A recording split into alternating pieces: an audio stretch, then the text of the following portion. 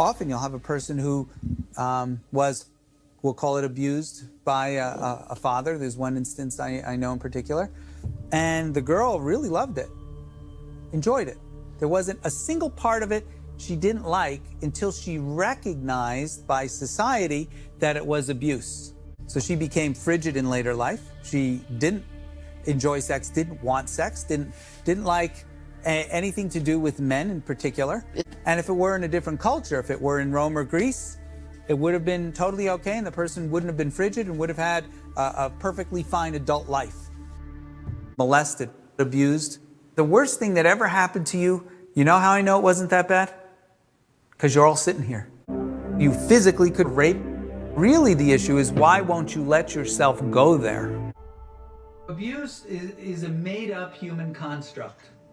The thing, for example, with sexual abuse, in some states, it's their ages. There's the age of consent. Some states it's 17, some parts of the world it's 12. So what's abuse in one area is not abuse in another. But what is it really? Abuse is, is the person a child, or is the person adult-like? Does the person have a certain type of understanding of cognition, morality, to make such a choice? When Raniere is in the black hoodie, the Nike hoodie, and he's saying that, abuse is a made-up construct, and he's, this is in Nancy Salzman's house. I wasn't present for that conversation. I have no idea what it was for. But again, making abuse a made-up human construct is so convenient for the abuser. And look, everything's a made-up human construct. Without humans, there's just whatever there is, the reality there is. So yes, everything is a made-up human construct, but that doesn't mean that everything's up for grabs, because morality is also a human construct. It's baked into our neurobiology. So he's trying to sort of make everything equal. It's not fucking equal. That's not how we behave. That's how he behaves. The person that's the victim, self-victimizing, is abusing. The person who is complaining is abusing. Most people scream abuse and they have no idea of the morality of what they're talking about.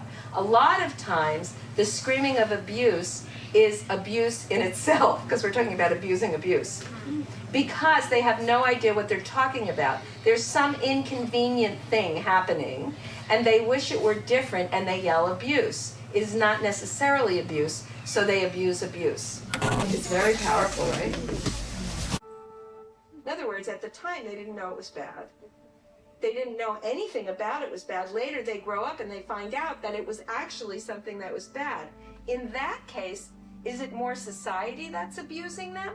I just started laughing when Nancy says it may be society that's abusing them. When these people find out, when these young people find out, they were abused when they were young, and years later they find out that was abuse, the suggestion that society is actually the one abusing them, because now society is the one that's causing trauma for something that wasn't traumatic. I just started laughing, because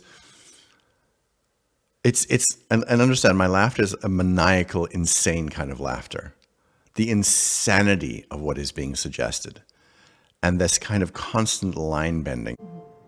Often when you counsel people who were, say, children of what you call abuse, the little child, some little children are perfectly happy with it until they find out what happened later in life. When Raniere is talking about some little children being, perfectly happy about the acts that were done to them,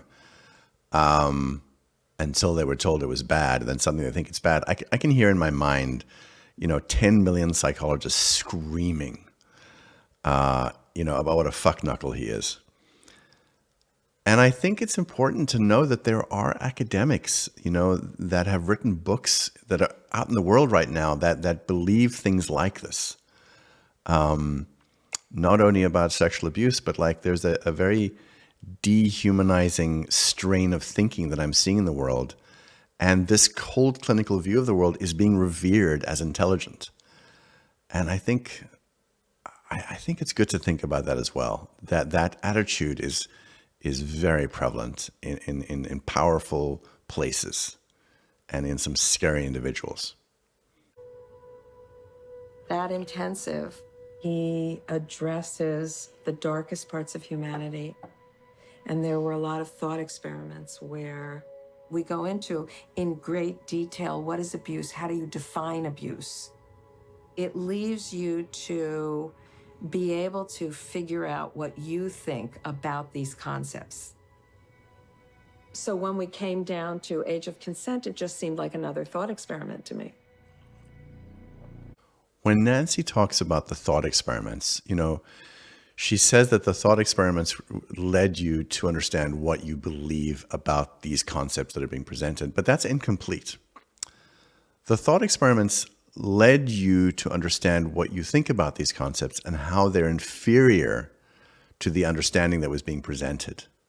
And because of the distance between what you think and the right answer, you have a lot of internal work to do to solve this, because basically you're anti-humanitarian or disintegrated or suppressive or whatever it is. And so she's not complete in her understanding of what thought experiments did. Also, thought experiments were ways that he was rehearsing, in his own words, kind of control over people. He ran thought experiments that were very, very disturbing and really fucked people up. And I think that it was part of his system of trying to destabilize people. It wasn't just like the thought experiments you would do in a philosophy class. It was designed to show you what a fuck up you were because, you didn't know how to make good choices or you made a bad choice.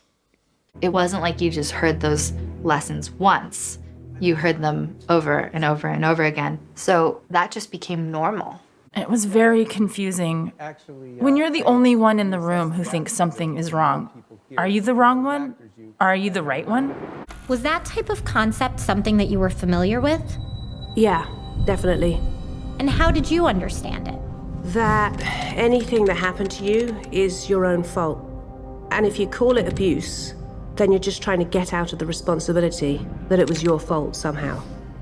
That women are kind of yelling abuse and wanting to be victims. Do you believe that that type of teaching impacted you in any way in the decisions you made? Definitely. I just felt like I couldn't trust myself with what I thought was right and wrong.